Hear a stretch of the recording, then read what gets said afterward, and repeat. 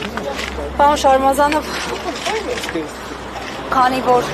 Արցախի ներկայացուցչությունում խոզարկություն է ընթանում քննչական գործողություններ, այս համատեքստում փաստացի կարող ենք արձանագրել, որ Արցախի հարցը ինչքան էլ փորձում են հայտարարել, որ պետք է փակվի, շարունակում է բաց մնալ եւ այսպես հանգիստ չտալ նաեւ իշխանություններին, անդրադառնալով հենց նաեւ այս համատեքստում վերջին բանակցային փաթեթների հանրայնացմանը եւ ընդդիմության եւ իշխանության կողմից ձեր գնահատականը որն է եւ այն մարգինալ տարբեր անձնավորությունները, որոնք փորձում են հավասարության նշան դնել իշխանությունների եւ ընդդիմության միջև, ինչ են ուզում շահել այս process-ում։ Ձեր կարծիքով ու կարծիքը շատ ճիշտ է ներկայացնում եք մարգինալ ճակերտավոր ընդդիմադի որոշ շրջանակների նպատակը ողտոր ջրում զույգ բռնելն է։ Տեսեք, բոլոր նրանք, ովքեր որ քննադատում են եւ մեղադրում են Փաշինյանին բանակցությունները փակուղի տանելու եւ 19 թվականի առաջարկներից հրաժարվելու պահով ճիշտ են անում, բայց նրանք նաեւ ովքեր որ Փաշինյանին են մեղադրում, համ ձեռի հետ փորձում են խեղաթյուրել իրականությունը եւ ստվեր գցել Հանրապետականի ու Սերժ Սարգսյանի վրա, թե իբր թե դե չգնաց լուծումների Հանրապետականը, Սերժ Սարգսյանը չգնաց լուծումների, Նիկոլին իսկ զբաղնի ասում են հողատու, նրանք էլ լկտի ստում են։ Նախ առաջինը, Սերժ Սարգսյանը երբեք չի հրաժարվել բանակցային փաթեթից, երբեք։ ԵԱԿ Մինսկի խմբի համանախագահության 2018 թվականին չի եղել որևէ փաթեթ, որտեղ առաջարկ փաթեթ պաշտոնական, որից Սերժ Սարգսյանը հրաժարվի։ Ընդհակառակը, դրանից հրաժարվել է Ադրբեջանը եւ 16 թվականի ապրիլին դրա մասին խոսեց պարոն Լավրովը, Ռուսաստանի արտգործնախարար, 16 թվականի պատերազմից հետո առաջարկված non-paper բանով ձևաչափով առաջարկը, որը Կրակովում մի էջի վրա տրվեց, էլի Հայաստանը ընդունել է որպես բանակցության հիմք, Ադրբեջանն է մերժել։ Ավելին, Սերժ Սարգսյանի բանակցային ժառանգության հիմքի վրա Նիկոլ Փաշինյանին 19 թվականին առաջարկվեց փաստաթուղթ, որից հրաժարվել է հենց Նիկոլ Փաշինյանը։ Դրա մասին էլ 21 թվականի հունվարի 13-ին ասել է Ռուսաստանցի համանախագահ Պապովը։ Հետևաբար բոլոր նրանք, ովքեր որ փորձում են հավասարության նշան դնել եւ կներեք այս բանից համար հերթական կեղտոտ մուտիտը տարածել, թե իբր Հանրապետականն ու Սերժ Սարգսյանը կառուցողական փոստիճումային տարբերակից հրաժարվել են, նրանք նենգաբար ստում են ու նիկոլական թեզերն առաջ քաշում։ Պաշտոնապես հայտարարում են,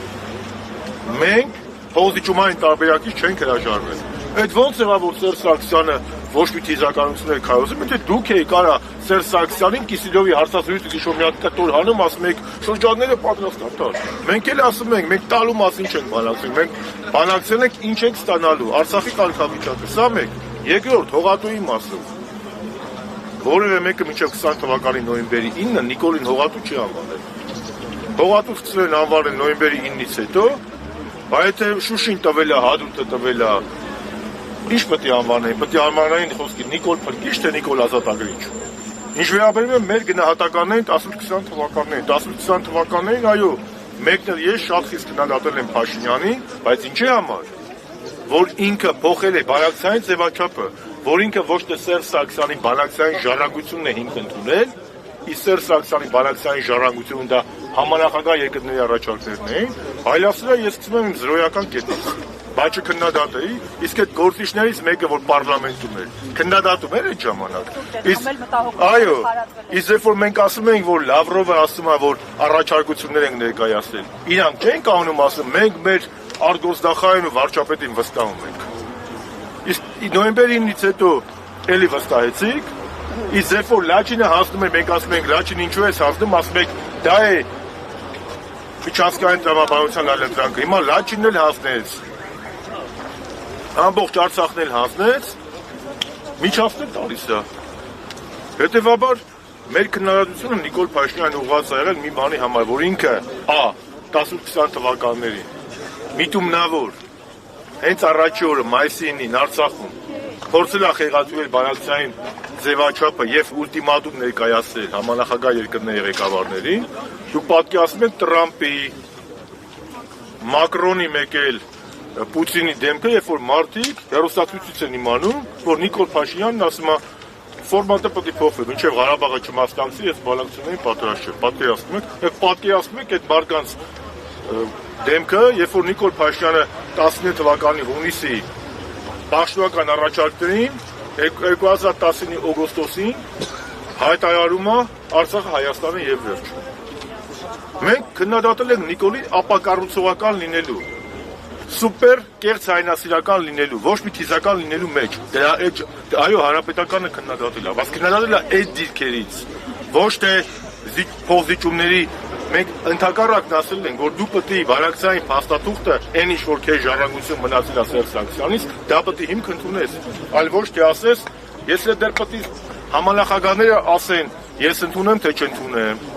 Սա է ամբողջ խնդիրը։ Եվ այդ իմաստով բոլոր այն գործիչները, ովքեր որ փորձում են հավասարության նշան դնել, թող մի հատ նայեն իրանք 10-20 թվականներին, պատերազմից հետո ինչպիսի դիրքորոշում են ունեցել, նոր մտածեն ինչ-որ բան խոսելու մասին։ Հանրապետականը 10-20 թվականներին ունեցել է պետականամետ դիրքորոշում եւ կողմ է եղել փոխզիջումների միջոցով խնդրի լուծմանը, որտեղ այո կարմիր գիծ է եղել, մեր կարմիր գիծը Արցախի ժողովրդի որոշման իրավունքն է եւ հանրակրվեով կարգավիճակի վերջնական որոշումը։ Բ.